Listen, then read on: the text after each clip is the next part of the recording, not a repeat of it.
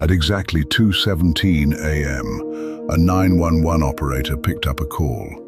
No one spoke, but in the background, there was breathing, heavy, uneven, and then a loud crash. The line went dead. What police would discover just hours later would leave even seasoned investigators disturbed. This is the story of a quiet street, a missing girl, and a truth that no one saw coming. In a calm suburban neighborhood lived 19-year-old Amara Okoye. She was known as cheerful, focused, and deeply independent. Friends described her as the type of person who always had a plan. She had just started her first year at university and was working part-time at a small cafe nearby. Every day followed the same routine: schoolwork, home, nothing unusual. Nothing suspicious.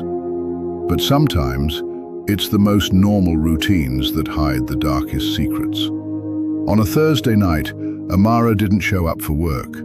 At first, her manager assumed she was sick. But when calls went unanswered, concerns started to grow.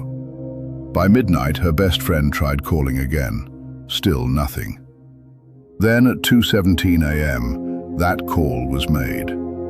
Police arrived at Amara's apartment at 3:02 a.m. The front door was slightly open. Inside, everything looked normal, too normal. Her phone was on the table, her bag untouched. But one thing stood out. A chair had been knocked over, and near the hallway, scratches, deep scratches on the wall. One officer reportedly whispered, "Looks like she tried to fight." Detectives began piecing things together. No forced entry, which meant one thing: Amara likely knew whoever was there. Neighbors reported hearing a noise around 2 a.m., but no screams, no clear signs of struggle beyond that one area. Then came the first lead. A neighbor mentioned seeing a dark car parked outside earlier that night. No license plate remembered, just a shadow in the street. Police checked Amara's phone records. The last call, an unknown number, made just minutes before the 911 call.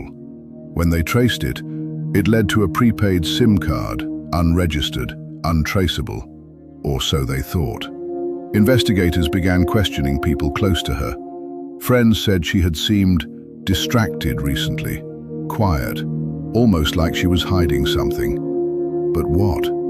Her family insisted she would never get involved in anything dangerous. Still, something didn't add up. 3 days later, CCTV footage from a nearby store revealed something strange. At 1:43 a.m., Amara was seen walking outside. But she wasn't alone. A man stood beside her. They weren't arguing, they were talking, calmly, almost familiar. Detectives enhanced the footage. The man's face became clearer, and then recognition. He wasn't a stranger.